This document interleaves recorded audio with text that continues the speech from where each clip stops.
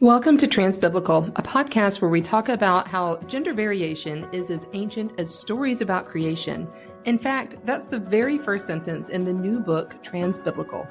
My name is Katie E. Valentine. This is a limited series podcast, and I'm going to bring you authors and friends of the book to talk a lot about gender identities like transgender, non-binary, and so much more, all in conversation with the Bible and other ancient texts. Let's get started. Hi, everyone. We're back for another episode of Transbiblical, and I'm here with the really wonderful Joanna and Aaron. Hey, how are y'all doing? Good. How about you? Good. I'm just going to turn it over to you. Why don't you both kind of introduce yourself, tell us who you are, what you do? Wanna go Oh, first? you want me to start? Okay.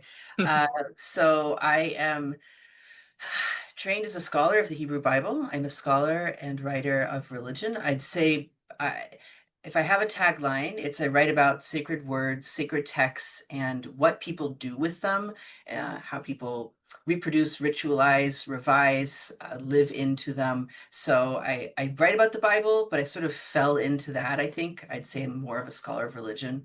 And Bible just happened to be what I fell into doing. I also write about religion and art, calligraphy, lettering art. So there's a whole kind of, I don't like to stay put as a thinker. Um, Calligraphy. Okay, we'll have to talk. We'll have to talk about that's, that because that sounds yes, really, really cool. I had a former life as a St. John's Bible apologist, but that's a whole other story. So, yeah. That's Uh, great. That's Joanna, and then Aaron.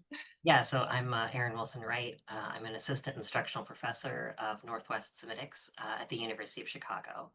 So I mostly teach languages there, a lot of Hebrew and Aramaic, but my training is in Hebrew Bible and the Ancient Near East.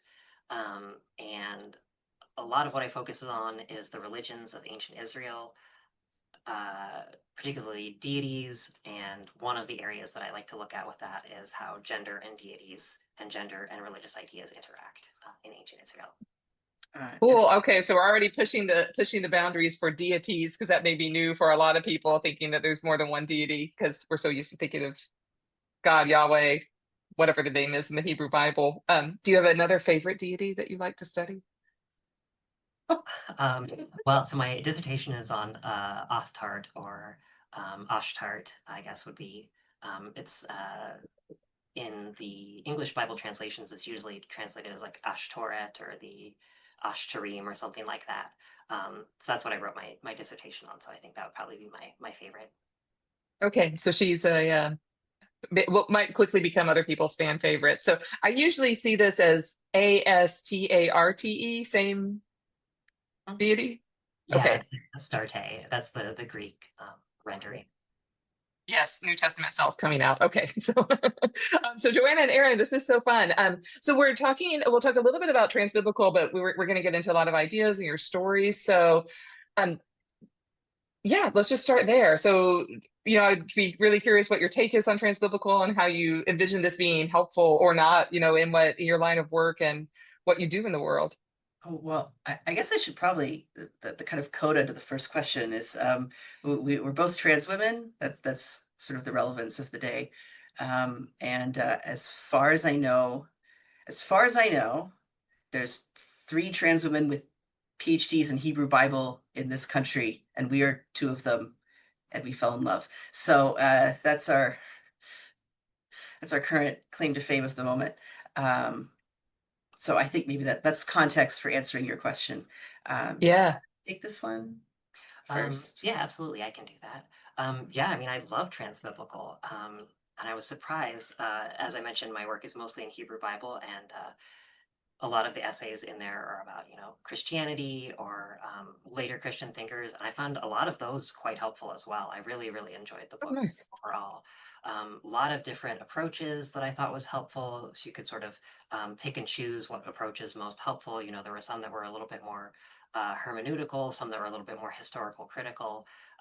Particularly enjoyed the historical critical ones. That's where my training is. I'm like my training was like very hardcore historical critical with like a lot of philology. And that is in some of the work that I want to start doing with trans approaches to the Bible to be historical or critical approaches to gender variance, particularly in ancient Israel. So yeah, I really enjoyed the book. That's cool. Okay, so hold on to that because we'll definitely return to those previews maybe that you can give us about about those ideas that you have. So that's great. So I'm glad the New Testament material was helpful too. Yeah, absolutely. It That's was great. great. Nice. Joanna, what about you? I think I would say I'm still sort of, I feel like I'm still sort of baby trans. So I'm still sort of, it's one thing to live it, it's another to like read the theory. So it's been interesting for me, and I did go to the last QTSR conference in person in 2024. And it's been interesting for me to sort of see how this change in my life will bear fruit as a scholar. So reading this anthology for me has been sort of getting a sampler palette of that because I wasn't trained in like gender and sexuality and biblical interpretation so much. Um, I think for me right now, the chapter that's resonating the most is Joy. Do you say her last name, Ladine? Layden. Layden. So Okay, that's what the I trick thought. the trick Joy gave me, because every time I talk to Joy, I ask the same question, is Layden, like maiden. Oh, I would think like laden with joy, you know? That Um, works too, yes. so I, I, Joy, I if you're listening, another way to tell people. I think her way in resonates with me because her relating trans experience to human experience, which even before my before I realized certain things, I did read her Soul of the Stranger and just loved the way that she wrote and thought. Another essay that's really resonating for me is Esther Brownsmith's. I wrote my dissertation on the Book of Esther. I did have a chapter on gender, not really queer stuff in particular, but I'm well aware Mordecai is a center of a lot of uh, gender play. I won't use the F word. A lot of gender transgression in the Hebrew Bible, and I think the whole book of Esther is really, there's a lot to play with there. So right now, those are the two essays that are resonating the most with me.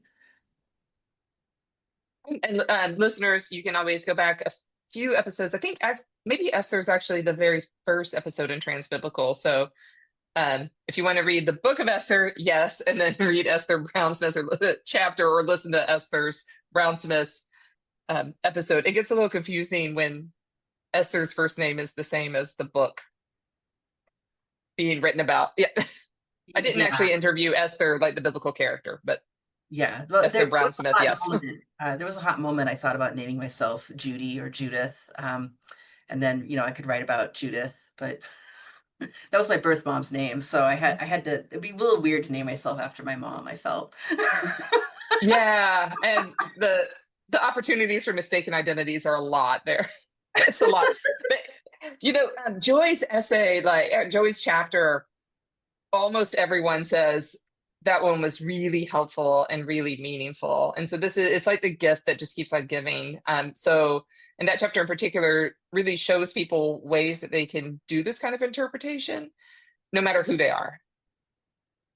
And I think that's really empowering, and gives lots of personal stories about and how she does that and how she takes that to different faith groups and undergraduates and everyone. So I'm so glad. So we'll give Joy more props here. Cool. So hopefully the book and the volume will continue to be helpful for both of you and your own journey, scholarship, whatever it is. The time will tell. But let's also get into your story. So, Joanna, you kind of introduced this with three trans Hebrew Bible people, women in the country, and you're two of them. So tell us a little bit your story, because that just I'm sure got everyone curious. So whatever you're willing to share, about your individual journeys and then journey together. I mean, why don't you start this one? Yeah, sure. Maybe I'll start with a little bit of my individual journey. So, um, I didn't realize I was trans until I was 33. Um, so, and looking back, there were like a lot of weird things about my childhood that make a lot more sense now.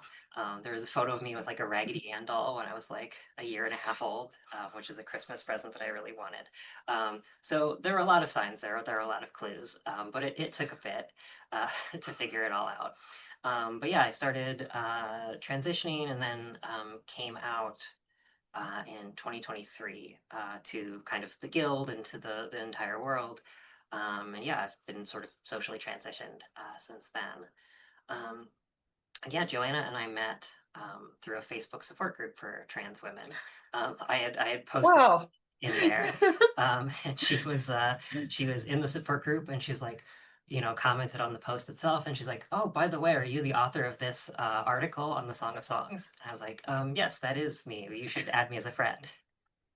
I That's think so great. what you said was, "Girl, what?" Yes, Which I did. I didn't talk to that person. No, So, yeah, I was like, okay, I guess she's one of us because you was less obvious with you kept your name. that's true. Yeah, Yeah, yeah. My parents gave me a very uncommon name, so I was like, Mhm. not associated with a particular gender, so I might as well keep it. yeah.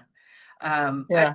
I, anything you wanted to say more about your Um, not at the moment, I don't think. at Yeah. the moment? Yeah, that I would say we both have. I'm going to put non-traditional, and I'm going to put it in big air quotes for the benefit of listeners. And when I say the traditional trans narrative, I think it's the Yes. sort of I always knew story, which is one Mm. story, and I think it's the story that probably like gets the most airplay in Yeah, pop culture. absolutely. Yeah, I agree with that. But it's not ours. I also figured it out at 33.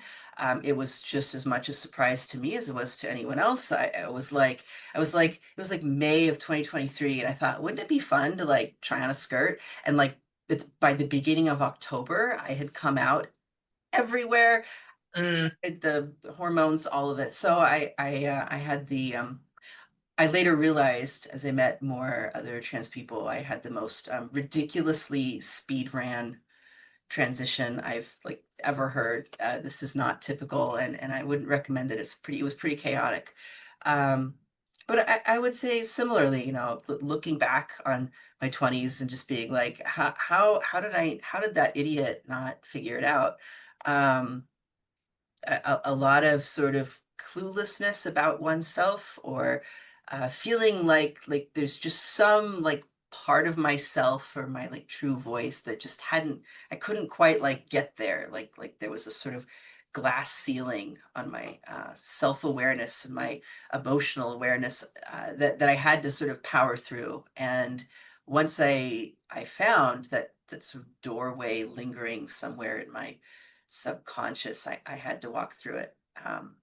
And I would say I've had the benefit of a very supportive community as I transitioned. I did all that during my last year of my PhD, which I also don't recommend trying to write a dissertation while dealing with all the Right. emotional turmoil of, like completely reinventing your public persona, and having to figure out how to dress in a whole new wardrobe and all of that.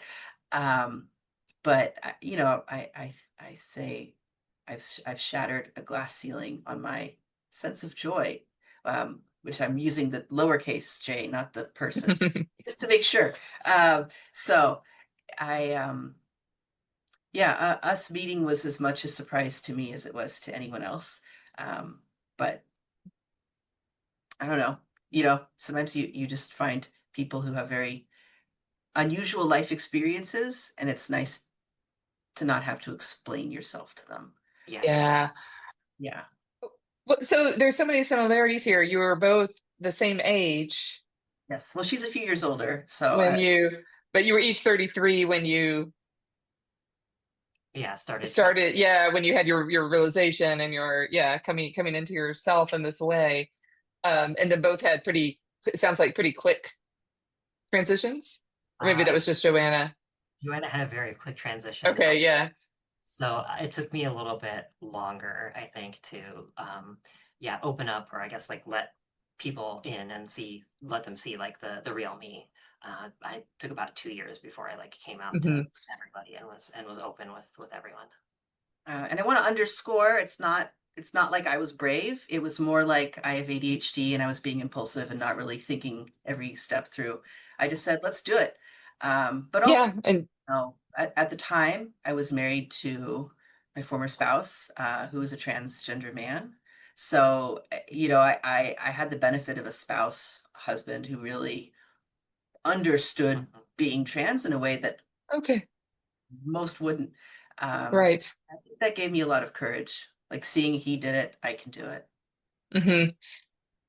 And I love that you're both scholars, but you met in a Facebook group. That there's just something like very wonderful and modern and lovely about that, and then have all these things in common, right? I would imagine Yes. um, too.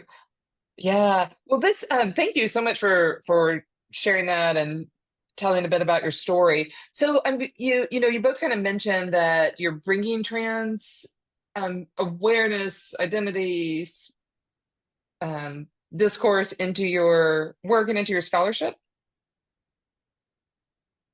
or that Yes. it's starting to inform it, or yeah, just tell us a little bit about that. Like, what are your ideas? What are you working on? How does that look for you?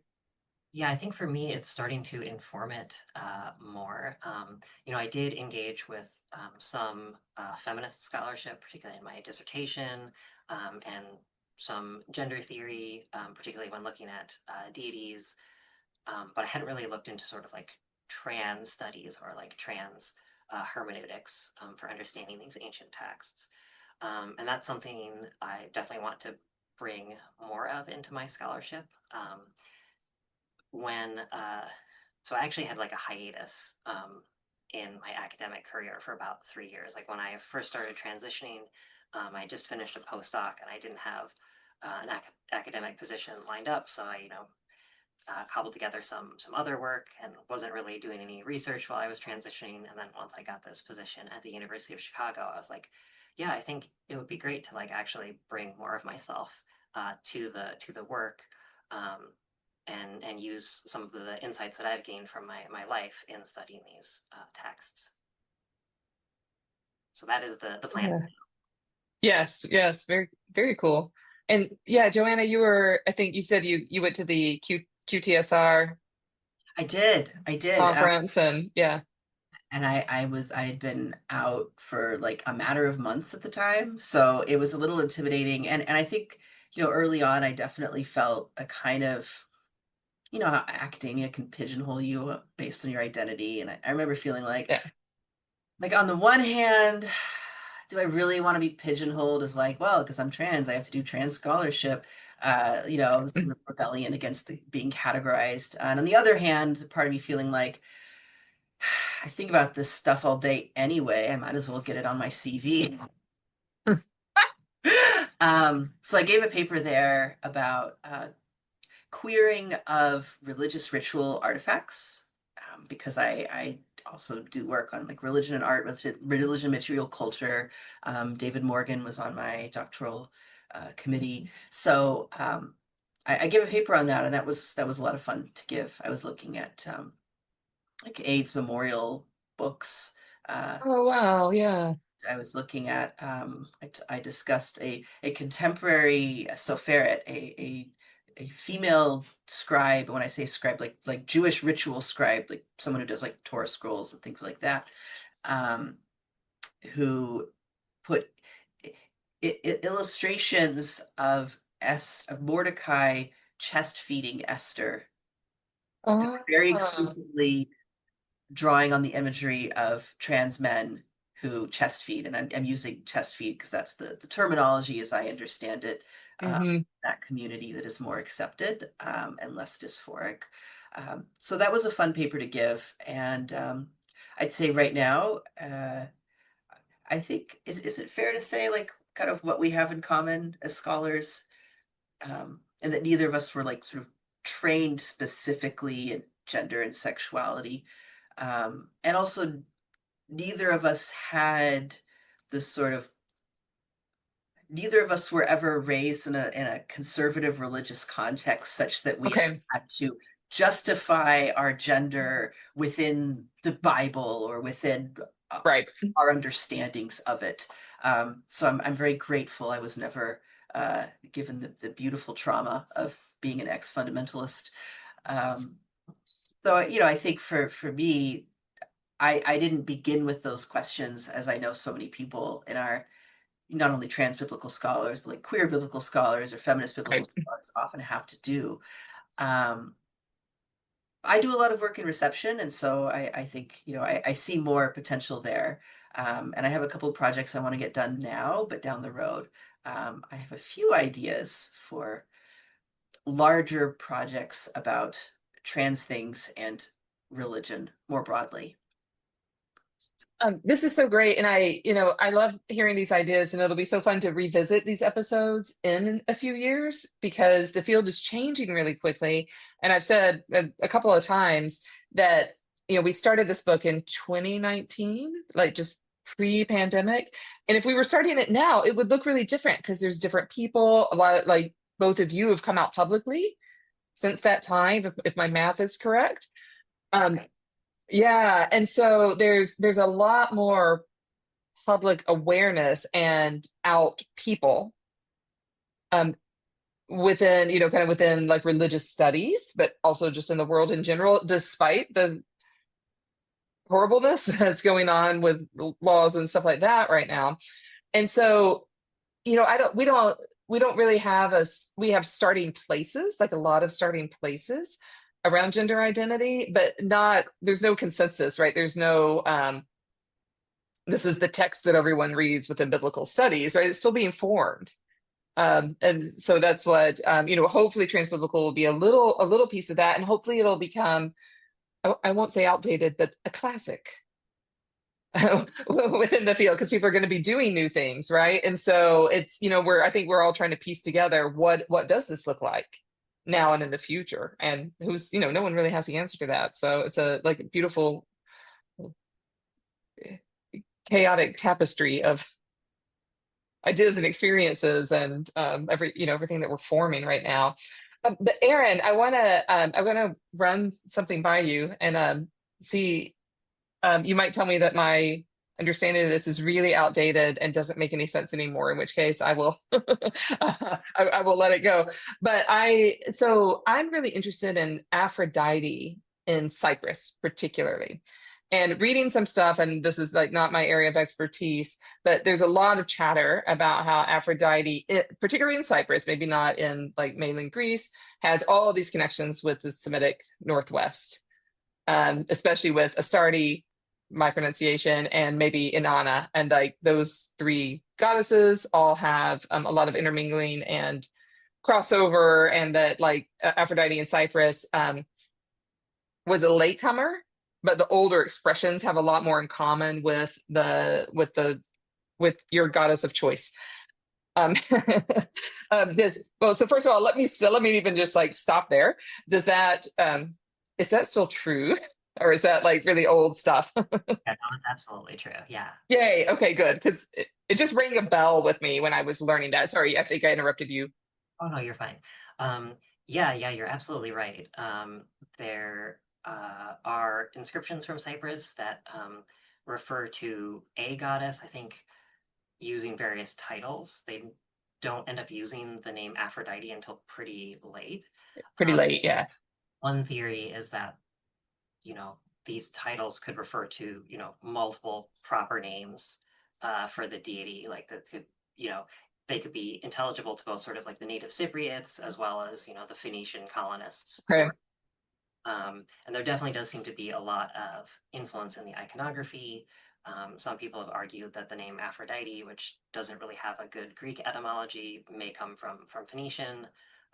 Couple proposals in that direction. So yeah, absolutely.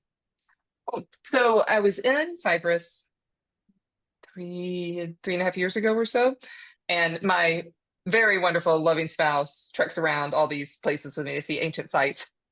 So we're going to like every temple that we can go to Aphrodite while we're there. And I didn't expect her to have such an impact. Like I knew she was associated with Cyprus. I was like, yeah, but then I actually ended up really just like kind of falling in love with the expression of the goddess in Cyprus. And then we get to one site and I see Aphrodite and Aphroditos. And there's these expressions of Aphrodite. I don't know that trans is kind of the correct word, but sometimes as female, sometimes as male, sometimes as both.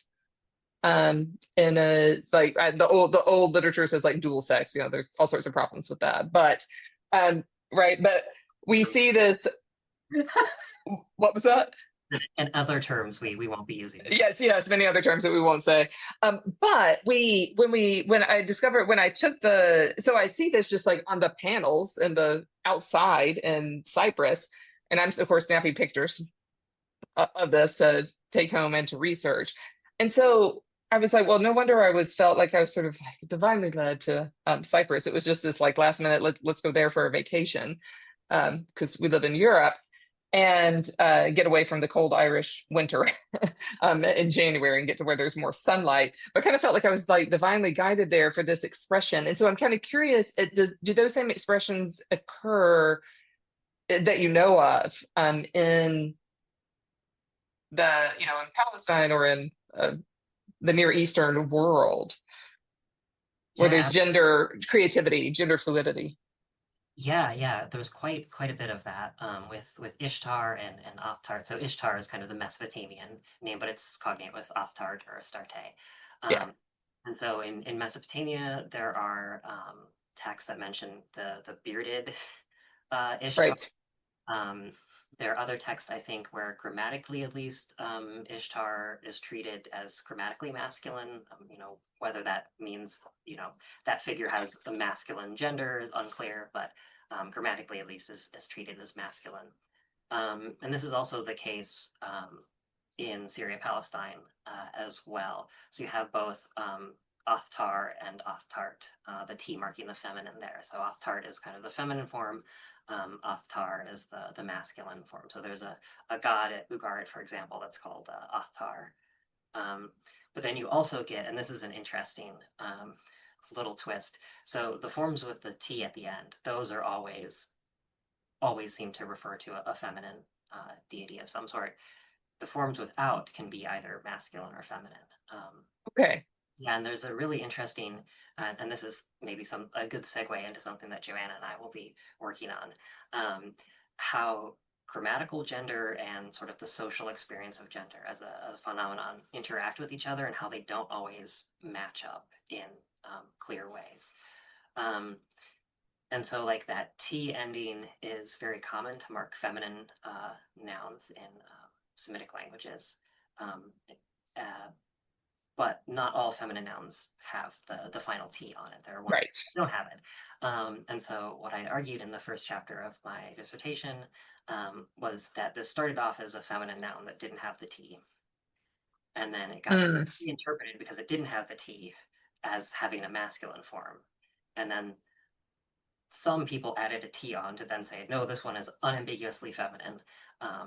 So there's like a kind of interesting like play with the gender there, with the gender of the deities themselves as well as the grammatical gender of their names. Well, that's cool. So tell more about the social experiment that you're writing, writing about. Well, like all academics, we have to brainstorm books, right? Yes, of course.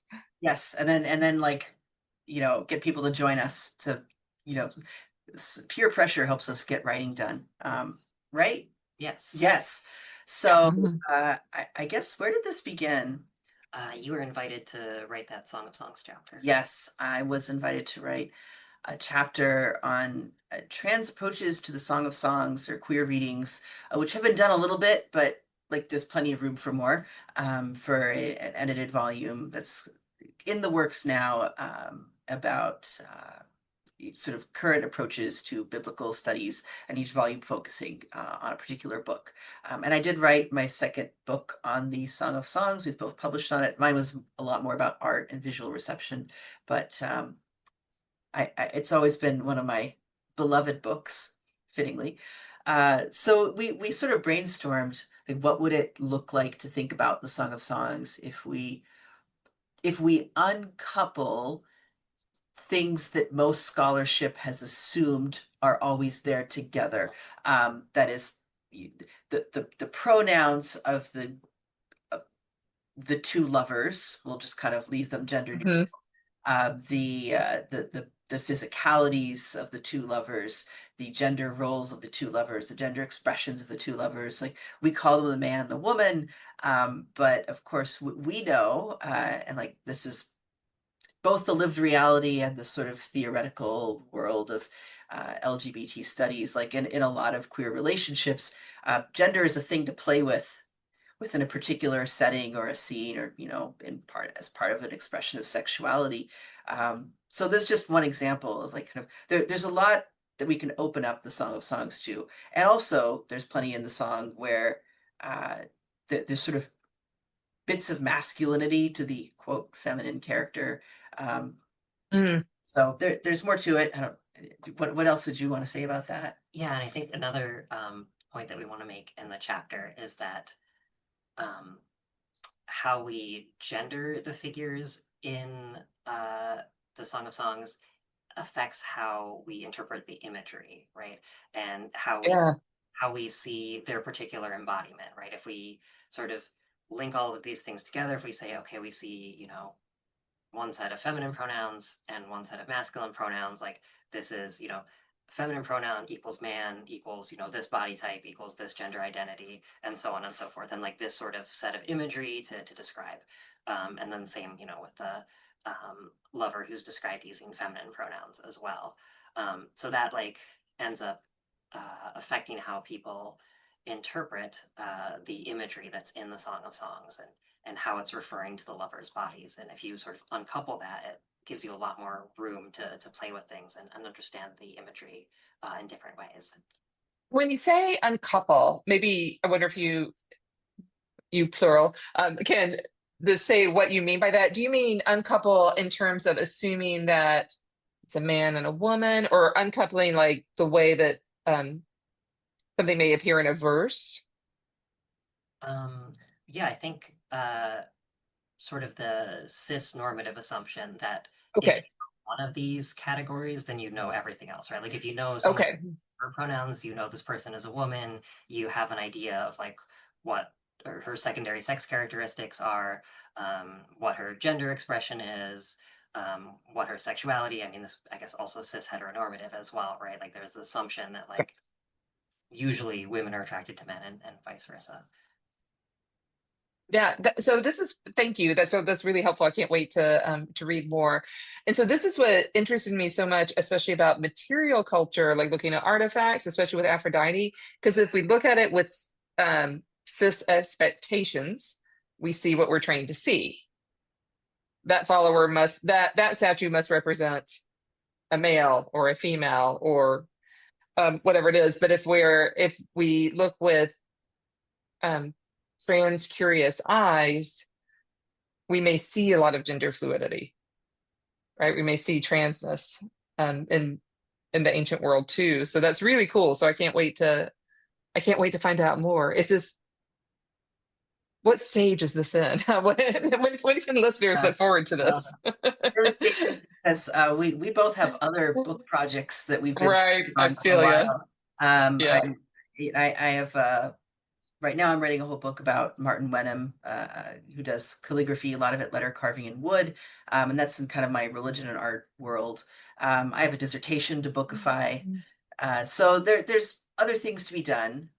Um, but my approach is often also biblical reception, and I think one of the like big things that we've been talking about this whole time that we see in transbiblical is that uh, this isn't brand new. This doesn't fall out of the right. sky. So we're talking about the Song of Songs, for example. There's this long tradition of, the most traditional and the most maligned in contemporary biblical scholarship, all those medieval monks reading the Song of Songs as a chaste love story between, you know, Jesus and the church, or God and the church, or Jesus and the individual soul, right? They sort of parse out the allegory differently. But Yeah. there's also something really queer about that. We have all these male monks, we're going to presume male, who are imagining themselves as the female character in the song. Now, there's a whole gender problem there because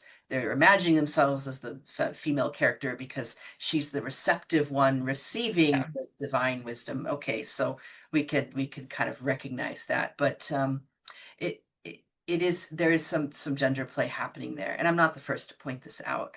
But it's simply to say that it's not just that gender variance is in the Bible. Gender variance is in how people have read the Bible, it has been Yeah. for the whole time. And sometimes we find it in the most unexpected places. Like wood art and calligraphy? What? Like wood art and calligraphy? I'm not really finding it there. Okay, too bad. Though I think a lot of what I'm writing about in the book is how calligraphy and lettering arts raise questions about language and religion more broadly. One of those questions being like we have these metaphors for God, this language for God. We have doctrines, we have dogmas, we have creeds, we have metaphors, and those both live and decay. And we've talked about, like Mhm. feminist theologians talk about maybe we should decenter God the Father a bit more. So this guy's working on found wood. The wood is decaying, so there's kind of an awareness in the materiality of the object. Mhm. The categories, the words, as beautiful as they are, they too will maybe fall out of favor or fall away, or be, the metaphors will become no longer connect to people. Um, Actually, I think Joy Layden really hits on that well about sort of the limitations of our language for God and the way that maybe God feels put into a box sometimes in a Yeah. way that's a little, reducing the fullness of who God is. Also, I should say I am Jewish, so there's a whole other reason I love her work. Hmm. And Joy's interview for the podcast too, it stayed with me. Our conversation just stayed with me for like 2 or 3 weeks, just living in my head on repeat, and about how God is very strange. And the Christian emphasis is always on the closeness of God and God in our lived lives. And there's some truth in my experience to that, but I also find it really helpful to think of God as very strange. Because then when I'm feeling very strange, it's there's not a parallel, but a knownness Yeah. to that. Yeah, and I found that really, really helpful. I think, Way to think about it. But go ahead. Sorry. oh no, Sorry. that was it. That was it. I think something we both find is we both are seeing, like with the Song of Songs project, that what we're brainstorming a little bit is maybe at some point writing a broader book about how these questions of gender play into even what I'm gonna use air quotes, like the hard or the technical or the like foundational lower criticism, whatever you want to call it. The most detailed philology often comes with big questions about gender. And I'm going to segue to Aaron because I've been yapping enough. Yeah, and I mean, I think part of that is going to be in the Song of Songs chapter, and probably developed more in the book that we will eventually write together. So like part of that, I've alluded to this, is like how grammatical gender in language and like the social expression, the social reality of gender, like don't always line up. And you can see that in English, for example, there are people who use multiple sets of pronouns. And so like because of that, you can't say like, well, she means woman and like they means non-binary or whatever, right? Um, there are languages that don't have gendered third person pronouns, but the cultures that speak these languages still have gender. Um, there are in biblical Hebrew, for example, some like really interesting phenomenon with the so-called like masculine and feminine endings, right? So like the plural of father takes the feminine plural ending, and the plural of woman takes the masculine plural ending. So this Hmm. already tells us that these endings, these grammatical morphemes don't neatly line up with our social expectations regarding gender. Um, and that's maybe something to take into account, that, just because a character is referred to using a certain set of gendered pronouns in biblical Hebrew or any other ancient language doesn't necessarily give us license to assume that that character is, the corresponding gender. Yeah, Yeah. Gender, I should put in quotes. yeah, we have Right. everything's in air quotes. Everything in this whole podcast, right? Kind of. Yeah. Maybe not. I won't go quite that far. I mean, I think in discussions of trans and queer biblical interpretation, we often appeal to grammatical gender, and Yeah. yet there has not yet been a more systematic account of what is grammatical gender, how does it operate, how does it operate in Semitic languages. And Aaron, who was trained as a hardcore philologist in comparative Semitics, um, you actually could do this pretty well. Yeah, that is the idea for that particular chapter. Hmm. And we, it's something I remember. I mean, it's over and over and over. We would say, professors would say, grammatical gender does not connote, I think they would say at the time, biological gender. We might find a different way to say that now. But for listeners, so the idea that la mesa in Spanish doesn't necessarily mean the table is a female or that the table is feminine. It's a table. It just happens to have a grammatical gender, something that we don't do in English anymore. I think Old English did have gendered nouns.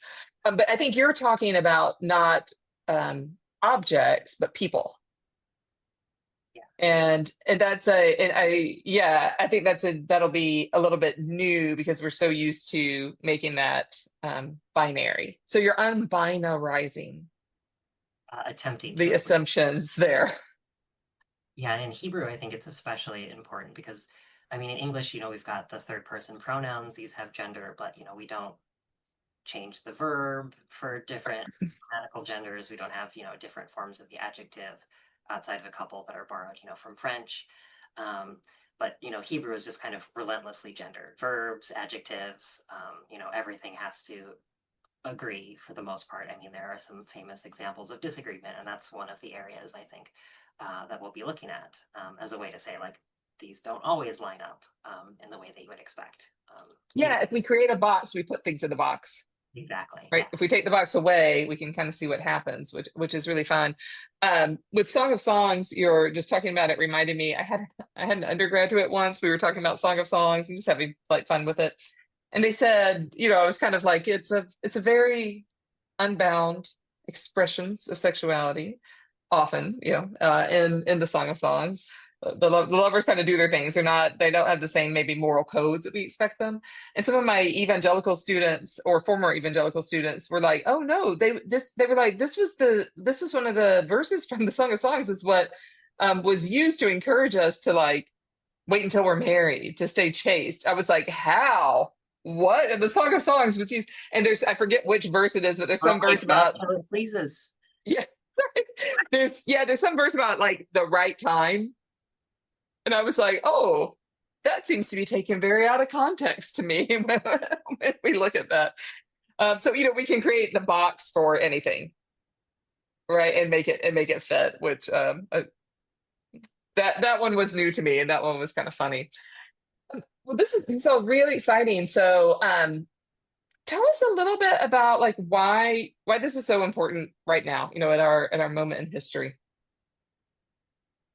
So many obvious reasons. So we're recording this in 2025, summer of 2025, for anyone who may be listening far into the future. So political climates go crazy right now. But yeah, I'm just kind of curious, like where are you finding joy and talking about gender identity? Where are you finding that it's maybe making inroads or anything else that you want to talk about? Yeah, I've got a couple thoughts on this. So, I mean, I think in terms of why is it important now? Um, a lot of people who are transphobic or anti-trans, say that being trans is like this new thing, and that there's no sort of history of gender variance. And I think when they're saying that this is a new thing and it doesn't have a history, what they're saying is we can imagine a future. We want a future in which this is not a thing. Um, Yeah. so by looking to the past and recovering all of this history of gender variance, this trans history, we're saying, we have always existed, we will always exist. I think that's very important in this particular moment. Um, yeah, I guess on a less melancholy note, I mean, it's fun, it's liberating to look Yeah. from a different perspective. it really helps you think outside of, the boxes and binaries that we put ourselves in, and can really just open up new ways of thinking about this text, that's so old and so traditional. Um, but yet, the past is a foreign country, people say, right? Like, Mm. and to project our ideas about gender, about, many different things onto the text. And I think taking a trans approach um, really helps us bring out, different nuances in the text that may have existed in ancient Israel, that, have resonances with what we have today, but also have differences. So it reminds me of Jada Calloway's chapter in the book where she Hmm. touch across time, right? Like, we're not saying like, there were trans men and women in ancient Israel in the way that we understand them. I mean, like, obviously the medical technology wasn't there, Yeah. many different things are not the same, but there's this sort of like recognition and touch across time that you can have with these figures if you take a trans approach, which is really gratifying. Yeah. Thank you. That's really, really helpful. Um, I guess personally, I think the weirdest thing about 2025 for me has just been the absolute contrast between being trans as such a source of joy in my life and um then to see it be such a source of hideousness every time I open the news. Yeah. It's a weird contrast. And I think one of the beauties of being in a trans relationship is just like you know that you have each other's backs when it comes to the world or when it comes to advocating for yourself. Um, being trans is a very idiosyncratic experience. I think Joy Layden's very correct that in a lot of ways trans experience is human experience. We all cross boundaries. We all find ways that we don't fit into categories. But there's also something very specific about trans experiences, and it's nice to not have to explain yourself to your romantic partner. Um, but I think also Aaron's taking a lot of joy lately in making me learn Magic the Gathering and then beating me Ah. mercilessly. Uh, Just a little bit, just a little bit. I also we were talking about projects. I have a book I know I need to write. It's one of those like maybe in 10 years I'll be ready. I did not really grow up religious. I had a sort of the one word version is I had a one sentence version. My childhood lacked continuity. We'll put it that way.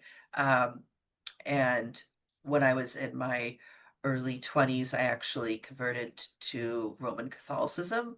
Then I went through the Episcopal Church and then came out the other end Jewish.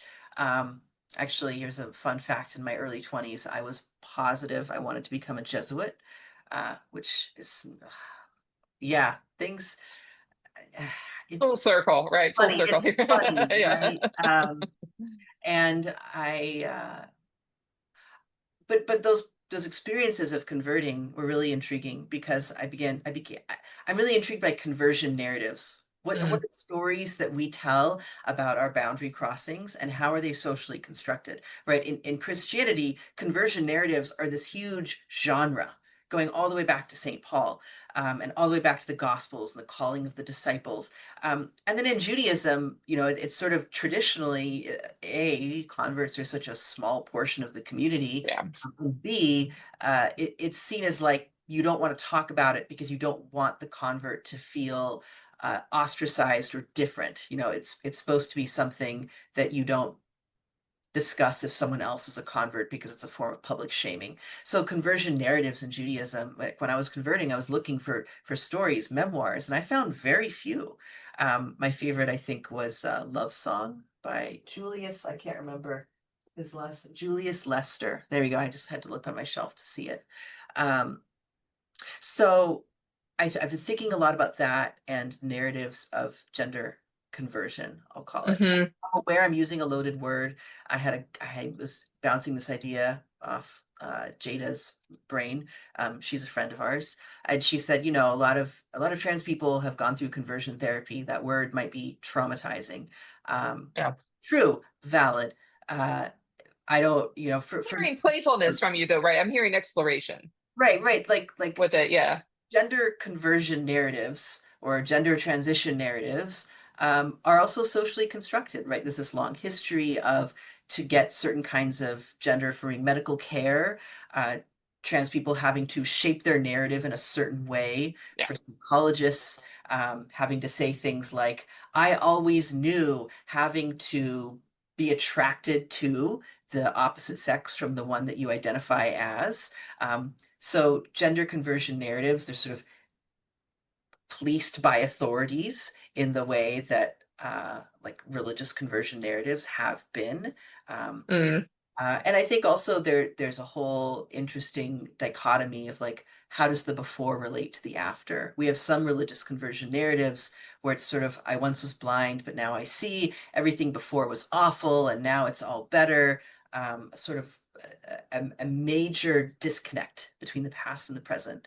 Um, and also, then we have religious conversion narratives that were kind of like I was growing in this way, and it was the next step. But what happened before wasn't terrible. And I feel that way, as someone who transitioned past 20. I had a whole life walking through the world, moving through the world as a guy. I have publications under my old name. I can't really be stealth at all. And I'm okay with that. Um, I know a lot of trans people would find that absolutely horrifying if their dead name was just like in print forever. right. So, the way that we relate the pre-transition to the post-transition self, or the way we present that to the world, can be really different among trans people, just as in religious communities, conversion narratives. So there's a whole book in there. I think I need to live this a little longer before I feel ready to write it. But I definitely know, like in religious studies, there's a whole body of literature on conversion narratives as a genre in different traditions. So there's a lot to start with. Um, Yeah. We heard it here first. yes, but now what Yes. people do, I have to actually do it. Yes. So there's going back to the peer pressure. Yeah, Yes, accountability. Yes, just like me now, I have to learn Magic the Gathering better because now I've outed myself as learning it. I So did just see I saw for sale somewhere near me a big old several decks of Magic the Gathering, and my Gen Xer heart was filled with joy at this. So I appreciate this conversion. I look forward to hearing about the game. So okay. Oh no. Oh no. My failures broadcast to the world. no, your new learning curve. So this has been such a fun conversation, so filled with joy and with I'm just like a sort of anticipation kind of in the air that I'm really just appreciating. So thank you so much both for being here. Where can people find you if you want them to? Are you on socials or faculty pages? What's best for you? Well, I mean, I have a website. I think it's a little out of date. But you could. I have a very unusual name. You could just Google it and find me. Google it and find everything. My dead name, my old books, everything. It's all out there. So I'm happy to have someone drop me a line. And Right now, I'm living in Williamsburg, Virginia. I teach at the College of William and Mary. I'm adjunct, so at the end of this coming year, I will hopefully be moving to Chicago for one very obvious reason. And so that is where you will find me, hopefully, in the future. All right. We'll put it in Yes, the show notes too, all the links and everything. yes. yeah, I'd love it if people felt like they wanted to contact me.